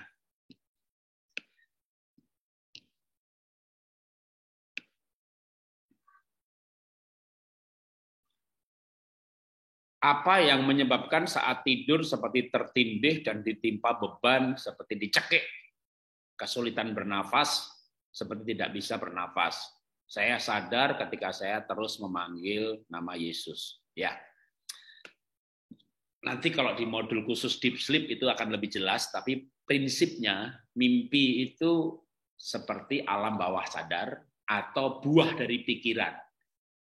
Bisa juga mimpi itu emang dari Tuhan, karena Alkitab menceritakan Yusuf mendapat mimpi. Jadi mimpi Alkitab menceritakan pernah menjadi alat untuk berbicara, ya, antara Tuhan dengan manusia. Beberapa kasus misalnya juga ada orang yang misalnya orang tuanya meninggal gitu ya, tapi 2-3 hari sebelumnya sudah dimimpiin, mimpi bahwa orang tuanya pakai baju putih atau apa, itu kan pernah juga atau sering terjadi seperti sebuah komunikasi. Tapi dalam pengertian seperti yang ditanyakan, waktu ngimpi itu ngimpinya dicekek setan, dikejar anjing, itu saya buah dari alam bawah sadar, di mana ada misalnya kalau ngimpinya itu ke arah ketakutan, ya, dikejar anjing, dikejar maling, bukan menangkap maling, dikejar maling, gitu kan? Bukan ngusir setan, dicekik setan. Nah, ini pasti berhubungan dengan alam bawah sadarnya bahwa pernah ada trauma atau ketakutan tentang anjing, ketakutan tentang setan, pernah digigit anjing. Maka harus ada pemulihan, kesembuhan dari roh, ya. Kalau dalam istilah psikologis banyak menggunakan istilah bawah sadar. Kalau saya menyebutnya kesembuhan dari roh. Kita lahir baru sungguh-sungguh. Kita percaya Tuhan Yesus sungguh-sungguh, lalu kita masuk juga di pikiran, karena itu kan buah pikiran. Dalam pikiran kita, itu kita harus yakin betul bahwa roh yang di dalam kita lebih besar daripada roh dalam dunia ini. Ya, pernah misalnya waktu kecil sering ditakut-takuti setan. Makanya waktu anak saya kecil, begitu selesai ASI, itu kita taruh di kamar tersendiri. Nah, waktu malam dia nangis, aku takut, di kamarku ada setannya. Kalau saya bilang begini sama anak, kamar papa juga ada setannya, gitu, ya kan? Jadi jangan bilang sama anak, nanti kalau dari kecil itu, wah nggak ada setan, bohong, gitu ya. Itu salah juga, ya. Dibilang setan nggak ada, padahal Alkitab ada. Musuh kita melawan roh jahat di udara. Bilang setan nggak ada salah, tapi nakut-nakuti setan juga salah. Yang ditakut-takuti setan sampai jam malam ketakutan. Maka kalau saya mengajarkan kepada anak saya, nah ini pelajaran ini bisa untuk ibu juga. Kalau saya ngajari anak saya gimana supaya nggak takut setan? Waktu dia nangis, Pak, kamar ada setannya. Kamar papa juga ada. Masa sih? Iya, kan di mana-mana ada setan. Itu iya. Gitu. Kayak Alkitab berkata kita melawan roh jahat di udara. Tapi saya bilang sama anak, ya udah, papa temani kamu di kamar kamu. Jangan anak dibawa ke kamar kita. Saya yang menemani anak di kamar anak. Ya, sambil besoknya kita temani lagi sambil cerita. Kalau papa tuh nggak takut setan. Papa kan hamba Tuhan, bukan hamba Tuhan aja, semua orang Kristen itu Alkitab berkata roh yang dalam kita lebih besar daripada roh dunia ini. Jadi kamar papa juga ada setan, tapi papa nggak takut setan. Karena ada Tuhan Yesus di hati kita. Nah, ketika kesadaran itu makin kuat, makin banyak ayatnya, makin banyak pelajarannya, ya emang kita nggak takut lagi. Bahkan, saya pernah ngajak anak saya berdoa begini, yuk kita doa ya, tapi doa buka mata boleh. Bukan doa sih, kita bicara sama setan ya, kan setan ada di udara. Berarti di sini ada setan nih. Setan, kalau berani muncul dong, waktu aku melek. Jangan penakut lo, jangan pengecut lo. Muncul sekarang. Anak saya pegang saya, Pak, kenapa ngomong begitu? Supaya kamu tahu bahwa dia penakut. Dia nggak akan muncul tuh waktu kita buka mata. Gitu. Tapi kalau dia muncul beneran gimana? Kita usir dia, kita gebukin dia. Ya. Itu membuat anak saya nggak takut lagi sama setan. Lalu kalau saya memang pernah benar-benar ya ngusir setan bakar jimat. Ya, emang kita lebih daripada roh jahat. Kita diberikan kuasa untuk hal itu. Nah, kalau kita sampai paham betul hal itu, ketakutannya hilang, nanti sama-sama ngimpi nih, bukan disetik setan. Kita ngimpinya ngusir setan.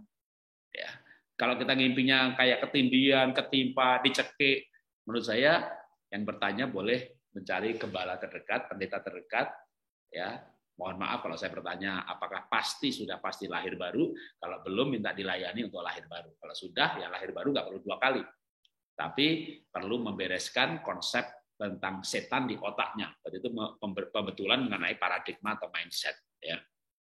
Oke, Pak, tolong tanya kalau saya secara fisik sehat, cek lab semuanya bagus, umur biologis 47. Umur saya 47, umur biologis 36. Oke, 13 tahun lebih muda. Bagus. Saturasi 99%. Oke. Masalah saya ada gangguan cemas panik. barusan lepas obat psikiater, olah nafasnya cukup John Kabat-Zinn tanpa Wim Hof, apa bisa? Kalau olah nafas, kenapa saya nggak bisa ambil nafas panjang? Oke. Semua kesehatan bagus, maka ya yang serial John Kabat-Zinn lebih cocok.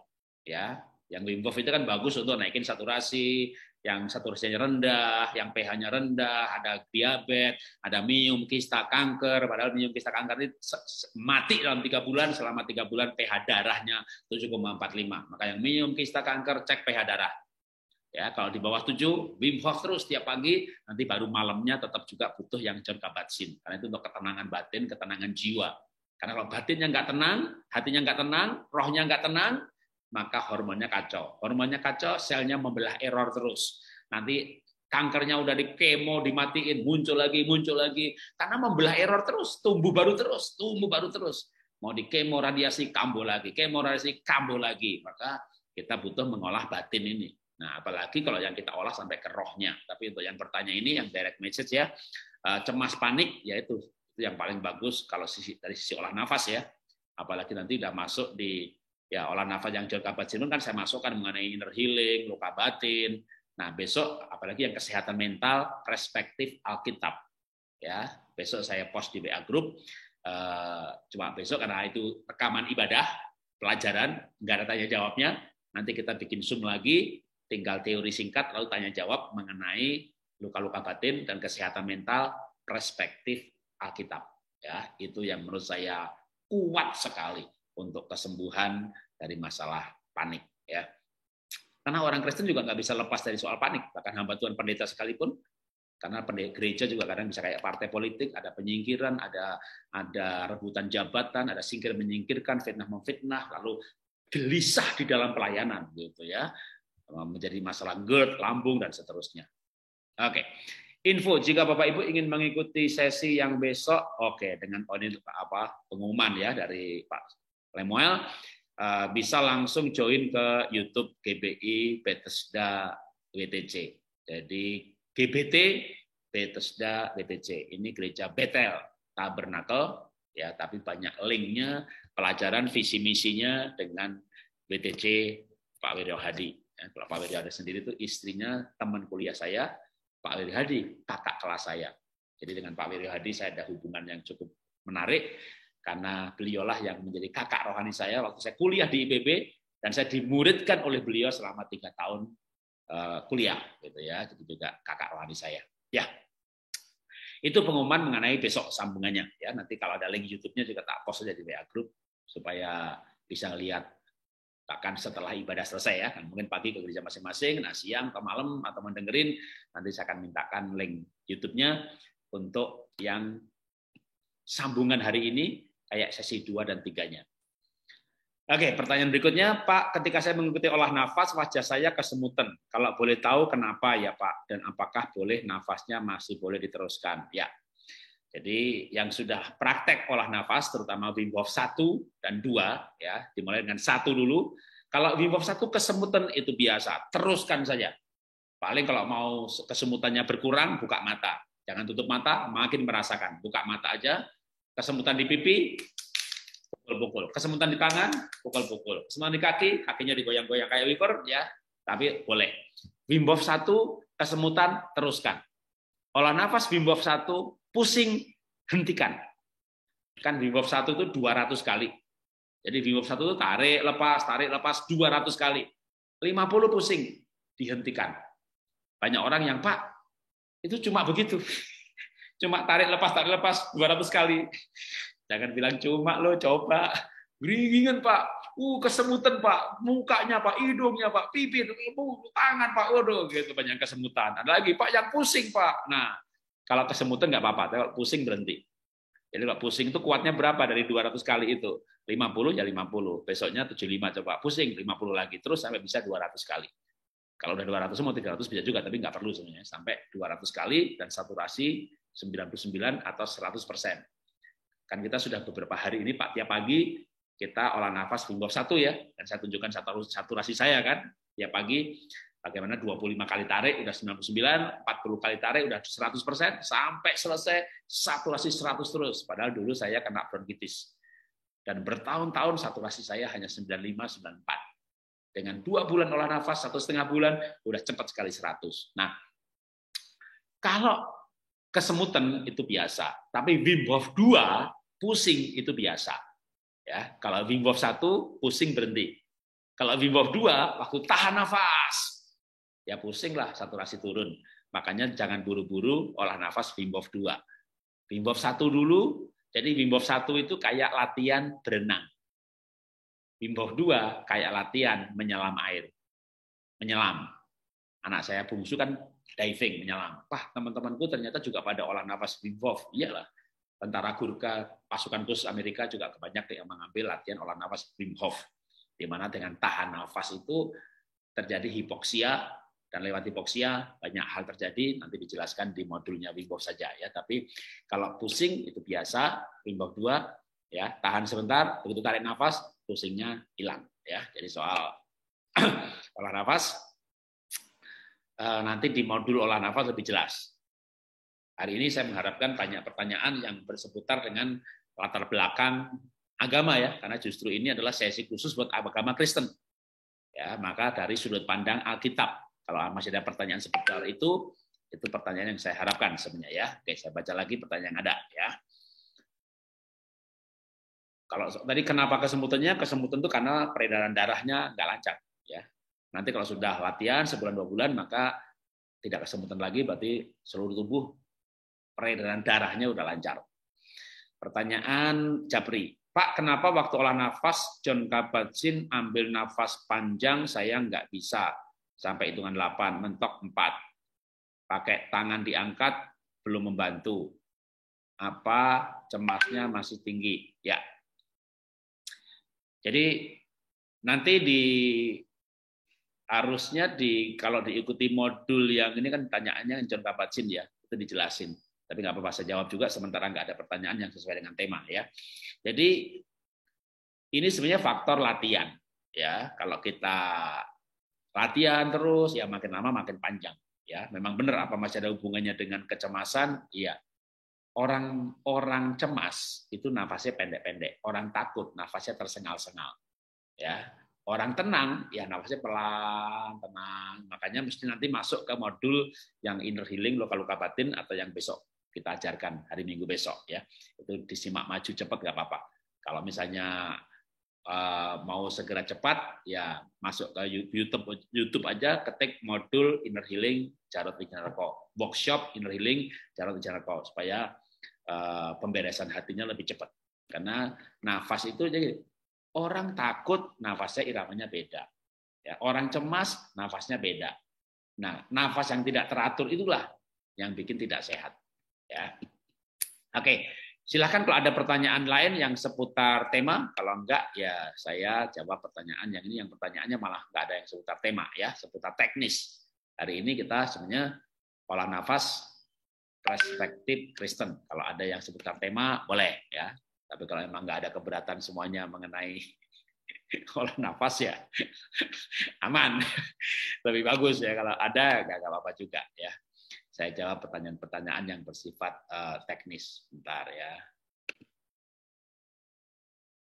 Ya, ada pertanyaan, Pak. Kalau saya baca berita pelecehan, perkosaan, dan segala macam, saya jadi cemas, tidak nyaman. Dan karena tidak nyaman, nafas saya tidak bisa panjang, saya nggak bisa nafas panjang, sudah disambung dengan gerakan tangan pelan-pelan masih nggak bisa nafas panjang. Coba saya kasih ayat ini ya. Menarik ya, Alkitab itu apa aja ayatnya berhubungan.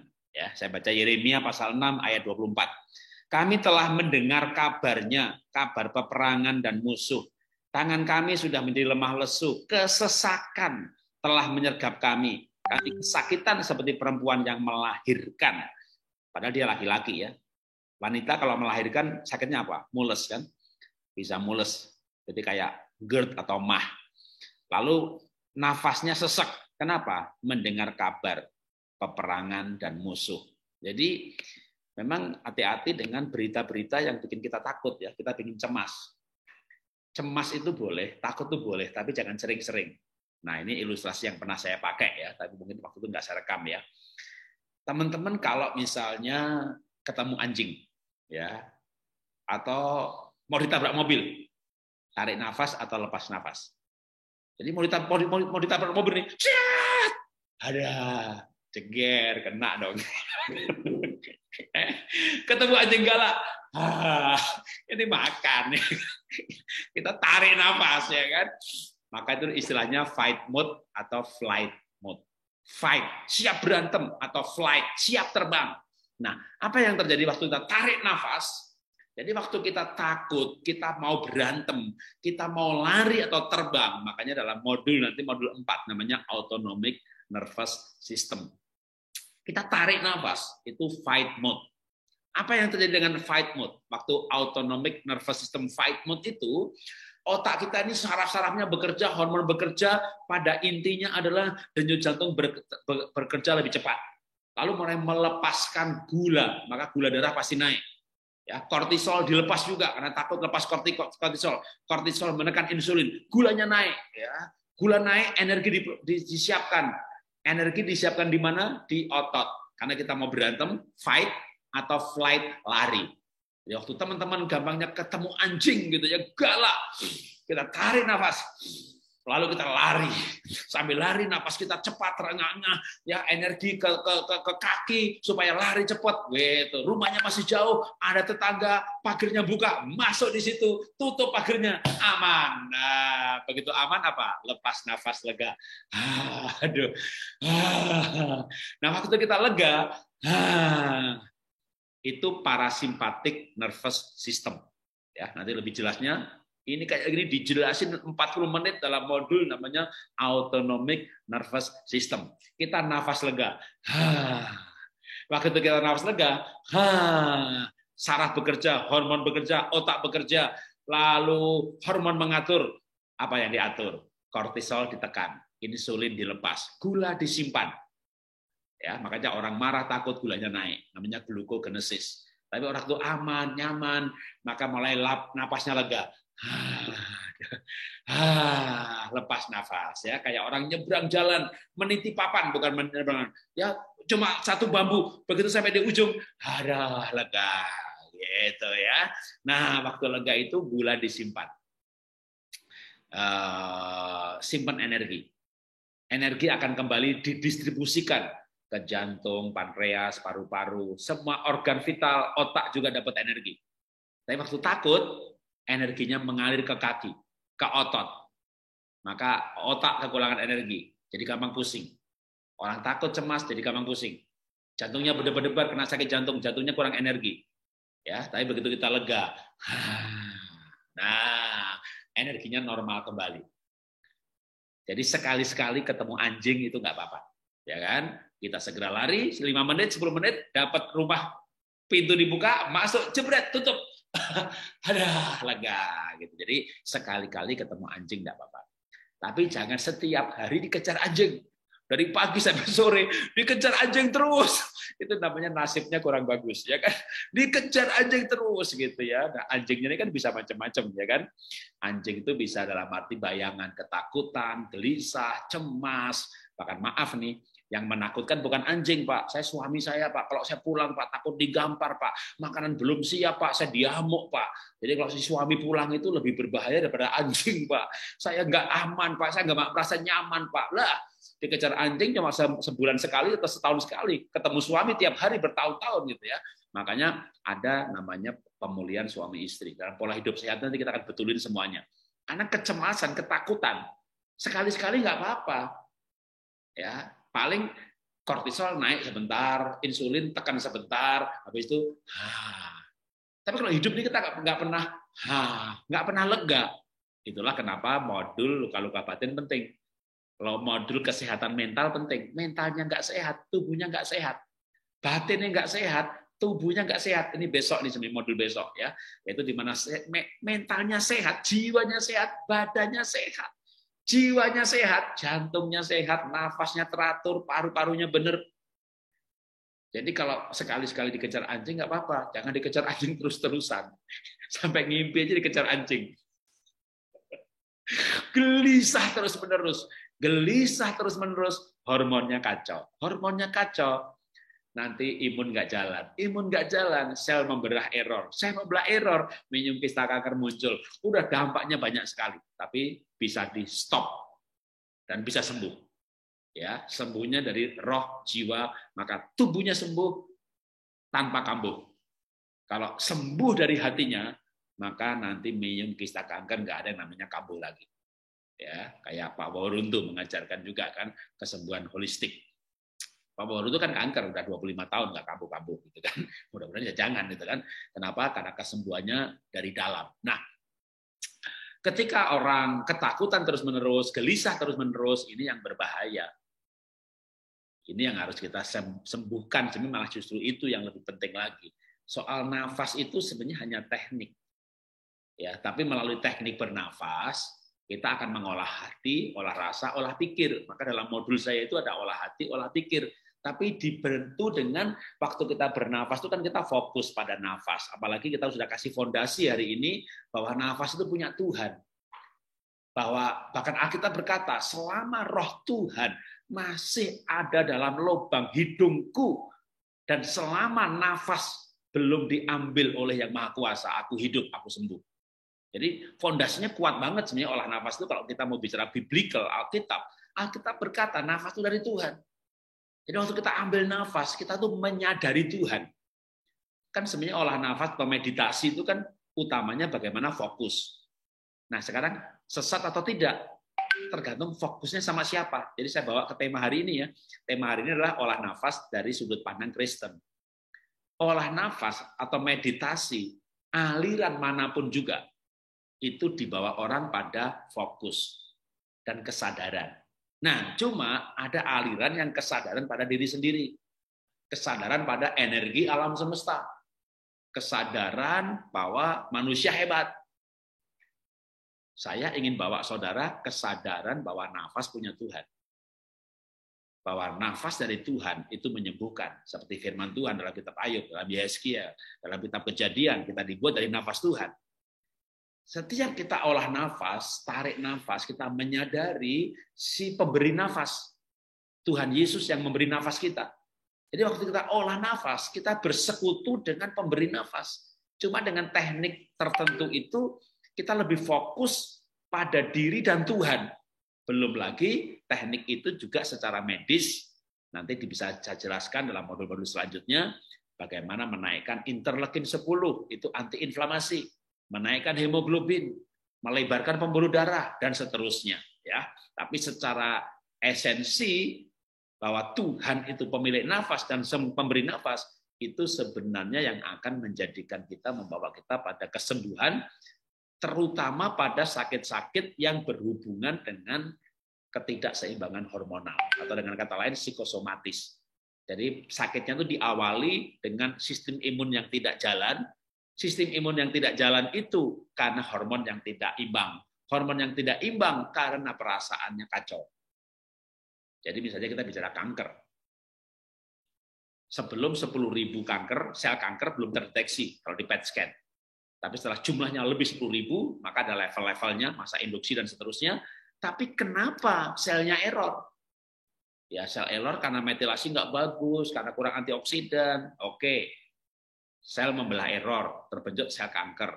Kan ada yang namanya natural killer cell. Ya, jadi dalam tubuh kita tuh ada natural killer cell, NK cell. Kalau ada sel kanker, disengat sama dia, hancur. Tapi itu nggak bekerja, maka sel errornya bertambah banyak terus. Kenapa natural killer cell-nya nggak bekerja? Bahkan ada yang antibodi menyerang dirinya sendiri, autoimun, lalu kanker. Sistem imun nggak bekerja, natural killer cell nggak bekerja, itu kalau hormonnya kacau. Hormonnya kacau, kalau perasaannya kacau. Maka perasaan kacau ini penting sekali untuk dibereskan, disembuhkan, ya, untuk nanti bawa pada kesembuhan tubuh. Ya, tapi kita akan bahas nanti dalam modul kesembuhan luka-luka batin. Ya, tapi ini yang harus kita bereskan sampai nanti ketika hatinya ini sembuh, tidurnya otomatis pules, hormonnya seimbang, dengan cepat regenerasi sel terjadi, umurnya makin muda, penyakit-penyakit mulai hilang, gitu ya. Oke, sekarang saya lanjutkan lagi. Kalau masih ada, saya baca berikutnya. Oke, sebentar ya, saya pause juga dalam. Ya, ada pertanyaan mengenai hipnoterapi boleh apa tidak? Saya jawab yang boleh aja dulu ya. Yang boleh itu hipnoterapi yang alamiah istilah saya. Apa tuh? Hipnoterapi itu begini. Memasukkan sesuatu ke alam bawah sadar. Ya, memasukkan sesuatu ke alam bawah sadar. Caranya apa? Repetisi, orang dalam keadaan setengah tidur, ya, diulang-ulang, apalagi yang memasukkan ini adalah pihak otoritas. Jadi kalau Anda percaya sama konselornya, konselornya menjadi pihak otoritas. Anda percaya sama gembala, gembala Anda menjadi pihak otoritas. Diulang-ulang kayak deklarasi, ya, deklarasi persembahan lah, deklarasi visi misi karena begitu. Kalau pengakuan iman rasuli memang itu sudah dianggap sebagai benar, gitu ya. Diulang-ulang masuk alam bawah sadar. Nah, ada orang punya masalah itu akibat alam bawah sadar yang salah. Alam bawah sadar yang salah itu juga masuknya lewat lembaga otoritas diulang-ulang. Misalnya orang tua itu kan pihak otoritas. Kamu tuh anak bodoh, anak bodoh, anak bodoh. Uang diboros-borosin. Cari uang tuh susah, tahu nggak? Cari uang itu susah, diulang-ulang. Lama-lama hidupnya susah juga cari makan. Dibilang bodoh, jadi bodoh beneran. Atau gimana? Kalau de facto anak kita memang nggak pandai. Ya, ternyata bodoh. Gimana kita melakukan hipnoterapi yang benar, alamiah, tidak melanggar firman Tuhan. Tapi konsep hipnoterapi adalah menghipno seseorang dengan berulang-ulang dalam keadaan setengah sadar. Ini kalau saya ya, waktu saya belajar hipnoterapi ya, saya pakai yang alkitabiah, alamiah. Saya lakukan terhadap anak saya sendiri. Anak saya kan hampir nggak naik kelas. Jadi kelas 1 SD, saya dipanggil sama gurunya. Pak Jarod, anak Bapak ini sebenarnya nggak naik nih. Kan Bapak tahu nilainya berapa. Tapi saya nawar, Bu Guru, anak saya itu pinter loh, tapi nilainya jelek. Karena dia kelas 1, naik kelas 2 SD, itu nulisnya masih kacau. Maka dia malas nulis. Akhirnya saya minta sama gurunya, boleh nggak anak saya ditesnya lisan? Yang gagal-gagal itu dites lisan. Jawabannya benar semuanya. Terutama yang kayak IPS itu, Ibu Kota Indonesia gitu ya, Jakarta. Tapi kalau ulangan dia kosongin, karena dia malas nulis. Akhirnya karena pinter, ya udah Pak, anak Bapak naik kelas 2 ya, tapi dilesin nulis.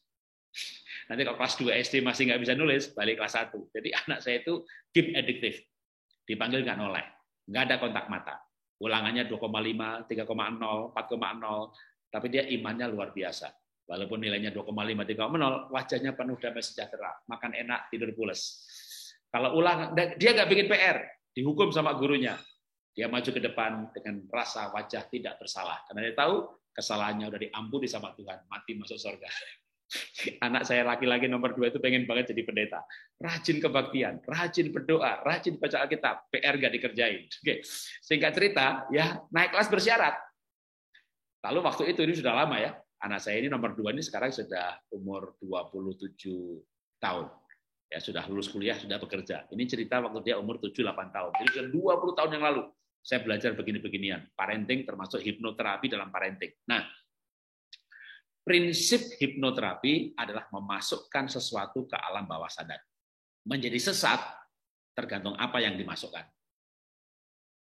Bisa juga salah dengan cara tekniknya, tapi teknik kebanyakan nggak ada kesalahan. Karena ya orang mau setengah sadar itu ya diajak doa, diajak saat teduh, diajak bernafas, dengerin musik, ya menjadi.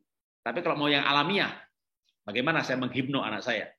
Sekali lagi, saya ulangin, orang setengah sadar, itu kan istilahnya kan alam alfa, alam theta, diucapkan berulang-ulang oleh pihak otoritas. Nah, sekarang saya kan ayah, pihak otoritas. Sekarang anak itu setengah sadar, setengah bangun. Kapan? Ya udah, yang alamiah aja. Bangun tidur, mau tidur. Bangun tidur, mau tidur. Jadi anak begitu mau bangun, tidur lagi. Mau bangun, itu alam theta, alam itu udah pas tuh. Saat itulah kita harus ucapkan kata-kata yang baik.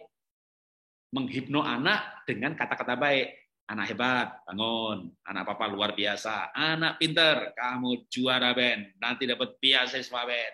Luar biasa Ben. Ayo bangun, anak hebat bangun. Gitu. Ucapin terus begitu. Jangan kenyataannya anak saya naik kelas bersyarat, dipanggil nggak noleh, nggak ada kontak mata, ulangannya jelek. Gimana? Ngomong apa kita? Anak mau bangun, anak males. Gimana sih bangun aja susah, mana bisa? Kalau kamu susah bangun, nggak bisa bangun pagi, susah cari makan, ucapin tiap pagi, itu namanya menghipno anak. Mengucapkan berulang-ulang oleh pihak otoritas masuk alam bawah sadar. Nah ini udah terjadi bertahun-tahun nih, sekarang kita mau bongkar. Ya ulangin aja dengan cara yang sama. Begitu bangun tidur, sama mau tidur. Anak mau tidur, tumpangi tangan, doakan. Aku tahu rancangan apa yang ada padaku mengenai kamu, demikian firman Tuhan. Ben, Tuhan punya rencana buat hidupmu, Ben. Rencana luar biasa. Anak papa luar biasa, karena papa hamba Tuhan, kamu juga anak hamba Tuhan. Firman Tuhan berkata, anak orang benar akan diberkati. Ucapkan berulang-ulang. Itu sebenarnya secara prinsip itulah menghipno. Mengulang-ulang waktu orang alam bawah sadar. Atau kesadarannya sedang berkurang. Maka sebenarnya kalau Anda tuh berbahasa roh terus, kesadaran Anda berkurang. Logika Anda turun. Karena Paulus berkata, kalau aku berbahasa roh, akal budiku tidak turut bekerja. Jadi orang berbahasa roh itu logikanya turun. Pelajaran dimasukkan, firman Tuhan dimasukkan, masuk semuanya. Termasuk kalau sesat, masuk semuanya. Menjadi pengikut pelajaran sesat, menjadi sekte sesat. Tapi kalau pelajarannya benar, masuk semuanya, Anda sungguh-sungguh. Jadi maka sebenarnya bahasa roh itu ada bahayanya kalau orangnya nggak lahir baru. Atau dimanfaatkan baca buku, sihir dalam gereja. Itu bisa menjadi sihir dalam gereja ketika pendetanya mengintimidasi. Nggak nurut saya, kena kutuk, kena beneran, termakan. Itu kena hipno sebenarnya. Itu sihir dalam gereja. Berulang-ulang oleh pihak otoritas, masuk alam bawah sadar. Siapa itu pihak otoritas? Ayah, ibu, pendetanya, pemimpin partai, pemimpin politik. Pokoknya sesuatu yang di atasnya. Mengucapkan sesuatu sampai berpengaruh karena berulang-ulang, itu hipno sebenarnya, ya, atau sihir. Maka ada buku bagus banget, Sihir dalam Gereja, sampai orang itu ketakutan, ya, jadi nggak takut sama Tuhan, takut sama pendetanya. Itu udah tersihir sebenarnya. Tapi orang yang berdiri dalam firman Tuhan berani memegang mana yang benar, mana yang salah. Kuat dalam pengajaran, kuat dalam firman. Gereja salah, dia berani tinggalkan atau berani berkata itu salah. Gitu ya, dan tidak akan terkena kutuk, yaitu tidak akan, ya, karena dalam perlindungan Tuhan. Ketika begitu takut saja, itu udah tersihir namanya. Nah, anak juga nggak boleh takut sama orang tuanya. Anak harus menghormati orang tuanya. Tapi kalau orang tua salah tetap salah, tapi tetap hormat, ya, tapi nggak harus taat. Jadi kita mengerti siapa yang ditaati. Pemimpin yang salah kita tidak harus taat, tapi pemimpin yang salah pun kita tetap harus menghormati, seperti Daud menghormati Saul. Tapi dia mau dibunuh, ya dia lari. Ya, enggak di bawah kendalinya. Nah, itu contoh hipno yang praktis yang sebenarnya terjadi dalam kehidupan keseharian tanpa kita sadar bahwa itu hipno. Yaitu memasukkan sesuatu ke alam bawah sadar seseorang. Nah, yang penting sekarang di sini sebenarnya adalah benar dan salahnya itu apa yang dimasukkan. Jadi untuk tahu benar dan salahnya, maka seseorang harus berakar di dalam kebenaran, yaitu firman Tuhan. Maka kalau saya ini misalnya ada pendeta yang ngajar salah pun, saya tidak akan ucapkan. Ketika itu dijadikan misalnya deklarasi iman gitu ya, atau deklarasi gereja tersebut, ya saya nggak mau ucapin. Saya diundang di gereja itu, pas berdiri ngucapin begitu, ya saya minta izin ke toilet. Kenapa? Menurut saya ini salah. Gitu ya. Apa dasar salah dan benarnya? Sesuai firman apa tidak? Ada ayatnya apa tidak? Jadi ketika ada pelajaran mempengaruhi hidup orang lain, maka ukuran kebenarannya adalah firman Tuhan. Sehingga Anda boleh menolak supaya itu nggak masuk ke alam bawah sadar saudara. Nah, demikian juga dalam prinsip-prinsip konseling. Ketika orang itu diberikan kata-kata sugesti, maka benar dan tidaknya bukan teknik pemberian sugestinya, tapi apa yang dimasukkan. Kalau tekniknya itu bisa menjadi bagian yang memang ilmu psikologi mengajarkan teknik itu, maka tekniknya benar, tapi kontennya bisa salah. Nah, bicara soal sugesti ini juga besok minggu saya akan bahas, ya, mengenai kita sehat lewat sugesti. Tapi sugesti yang mana dulu? Lewat sehat lewat sugesti ada ayatnya juga. Namanya juga judulnya kesehatan berdasarkan perspektif Kristen. ya. Tapi ini saya bahas di besok hari Minggu, ya.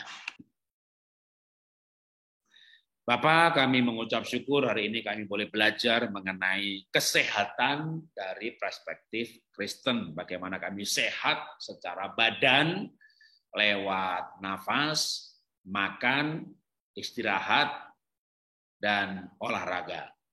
Tapi roh kami juga akan sehat kalau kami doa, makan firman, kami istirahat kami adalah penyembahan di dalam Tuhan, di mana kami mengistirahatkan pikiran kami, tapi menghidupkan roh kami dengan berhubungan dengan roh Tuhan di dalam pujian dan penyembahan dalam hadirat Tuhan, dan bahkan kami akan menerima semua problem, masalah, penderitaan, bukan sebagai hukuman dan kutuk, tapi sebagai olahraga dari roh kami. Terima kasih Tuhan, berkati pembicaraan kami dan juga pembicaraan kami selanjutnya, webinar kami selanjutnya, supaya kami boleh belajar secara utuh roh, jiwa, dan tubuh kami sempurna menjelang kedatangan Tuhan. Dalam nama Tuhan Yesus kami berdoa mengucap syukur. Amin. Tuhan berkati. Ya, sampai jumpa di program selanjutnya.